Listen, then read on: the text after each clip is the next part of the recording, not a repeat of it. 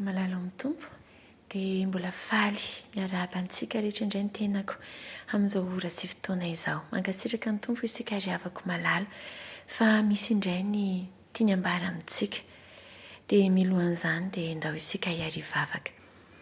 Misaotra Jesoa malala, misaotra fa porofitiavanao hanay ny tianao hitenenana aminay mandrakariva dia aoka ny fanahinao hiteny amin'ny vavako. Dia misaotra tompo aho. Halleluia. Amen. Nisy taona riavako malala nandefa fampianarana teto sy fampahirezana momba ny fitiavan'Andriamanitra antsika. Androany ny tompo dia te hiresaka indray momba ny fitiavantsika an'Andriamanitra. Manahoana ny fitiavantsika an'Andriamanitra. Efa manao an'Andriamanitra ho lehibe indrindra amin'ny fiainantsika ve isika? Efa nitanterantsika ve ilay didy lehibe izay didy voalohany ao amin'ny Eksodosy. Ny amin'ny hoe tiavan'i Jehovah Andriamanitra ao amin'ny fonao rehetra, fanahinao rehetra sy ny herinao rehetra. Inona ny anton'izany fanontanian'izany riavako malala? Inona ny anton'izany? Riavako malala, ny olona izay ohatra indrindra ny amin'ny porofo tena hoe tian'Andriamanitra dia Jesosy Kristy. Jesosy Kristy tonga olona nofo teto an-tany, nonona teto an-tany izy, natao tonga nofo, tonga olona. I Jesosy Kristy riavako malala izay nanaiky, nanolotra ny ainy satria tena tiany ny Ray, tiany Andriamanitra dia nankatoa izy riavako malala. Riavako malala. Rehefa nankatoan'Andriamanitra izy dia ankehitriny mipetraka eo amin'ny seza fiandrianana.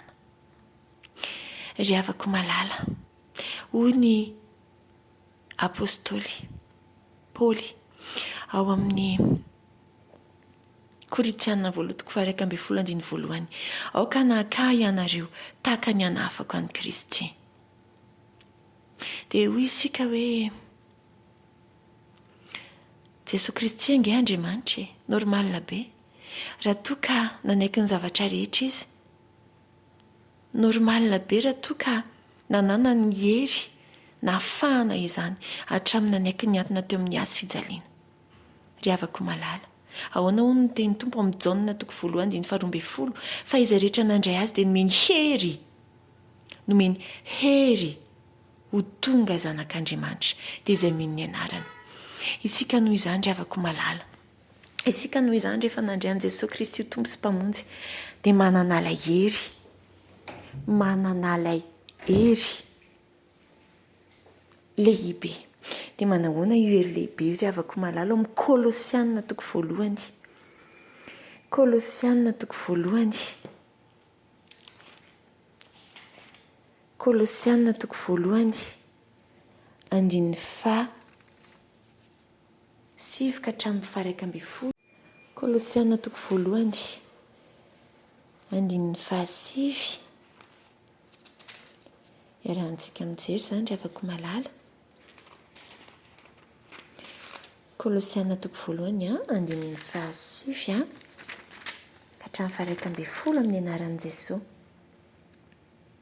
Ary noho izany izahay koa hatramin'ny andro anisanay dia tsy mitsahatra mivavaka sy mangataka ho anareo mba ho fenoina fahalalana tsara ny sitrapony anareo amin'ny fahendrena sy ny fahazava-mitsiana rehetra avy amin'ny fanahy, mba handehana anareo mendrika ny tompo hanaovana ny sitrapony amin'ny zavatra rehetra dia mahavokatra amin'ny asa tsara rehetra sady mitomba amin'ny fahalalana tsara n'Andriamanitra ary hampahatanjahina amin'ny hery rehetra araky ny herin'ny voninainy ho amin'ny faharetana rehetra sy ny fandeferana ary ny hafaliana.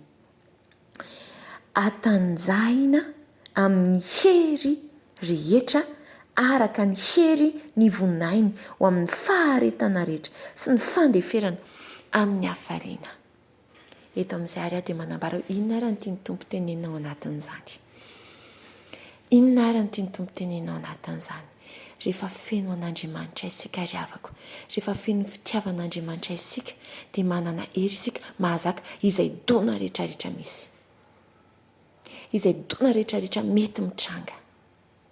Rehefa feno an'Andriamanitra isika, rehefa feno an'Andriamanitra isika. Ahoana moa izany ry havako malala? Ahoana moa izany? Isika izany dia tahaka ny rehefa mandefa colis isika dia hoe fragile, tahaka ny colis fragile isika. Dia ataoko ohatra hoe fitaratra, ataoko hoe vazy alefa misy destination andefasantsika azy dia ahoana? Romboritsika be mihitsy ny carton izay misy an'io, fenontsika. Inona daholo tia polystyrène, nasiantsika aloha ny talohan'izay, mety nasiantsika sesika ondana reny mba tsy ahafahan'io vazy io potika, satria mety betsaka ny dona mety azo azy. Tahaka izany isika ry havako rehefa feno ny fitiavan'Andriamanitra, ka ninona dona mety eo, dia matoky sy manantena foana isika, ary feno fiadana sy fifaliana foana isika ry havako. Lazaiko anareo ry havako malala. Nisy zavatra toy izay, dona mafimafy izay nitranga. Rehefa nisy dona mafimafy dia arak'ilay efa nampianarin'ny tompo ihany koa iny ny réflexe ny vatana, ny resaka tomany, ny atezerina, ny alahelo. Mandeha daholo. Mandeha daholo. Ary izao ry havako, indraindray avelan'ny tompo mihitsy isika aneo amin'ny alalan'ny ranomaso. Amela mihitsy antsika aloha afaka mifontsika amin'ny alalan'ny ranomaso. Misy fotoana ny fanahy miezaka miteny amintsika ihany ao anatin'iny fahatezerana nefa indraindray tsy mahaheno an'iny tsika. Nandritry ny alina tontolo dia navelan'ny tompo aloha. Navelan'ny tompo mihitsy aloha. Nandinidinika. Fa tao anatin'izay ilay hery, misy hery kely ao ataon'ny tompo ahafahantsika mbola mahavita miantso mafy ny anarany. Fanahy masina mirezaony ao anatiko. Tonga ny maraina, mbola nisy ny vesatra. Hoy ny tompo tamiko amin'izay, Rika, ahoana amin'izay? Ahoana amin'izay ilay hoe tena tianao aho? Porofo amiko amin'izay ary amin'izao tona, amin'izao zavatra mafy. Mahazo anao izao hoe tena tianao aho. Satria ny zavatra nangatany tompo tamiko, raha tena matoky azy tia ianao, dia sory ny atezerana. Matoky ahy. Nisy choix anankiroa izany. Na tezitra rariny dia maneho ny atezerana, na misafidy ny matoky ny tompo, fa izay ilay porofom-pitiavana amin'ny fankatoavana azy. Tonga saina ry havako, tonga saina ry havako. Tonga saina ry havako ay tokoa tsy ao anatin'ny rehefa fotoana tena mahafinaritra be foana dia hoe ay biravoravo amin'ny Jehovah, ay manao izay mety, fa tena ao anatin'iny mamahiny mihitsy no hijerevan'ny tompo hoe ahoana ilay fitiavana lokalokana. Tonga saina ry havako, dia tena ny teny tamin'ny tompo misaotra fa ny fenonanao tokoa Jesosy malala, ary ny fitiavanao no mameno ahy. Ampy ahy izay, misafidy ny atoky anao, manala izany rehetrarehetra izany. Dia nanomboka teo ry havako, feno fiadanana, ary fantatro ma récompense sera grande. Lehibe ny valim-potoana ao anatin'izany. Izay ry havako malala, no tiany tompo ampianarina antsika, mitombo amin'ny fitiavana an'Andriamanitra, mitombo. Fa rehefa feno fitiavan'Andriamanitra isika, mazaka izay dona misy rehetra. an'Andriamanitra izy ihany ny voninahitra, ao amintsika kosa ny fitiavana an'Andriamanitra. Halleloia, amen.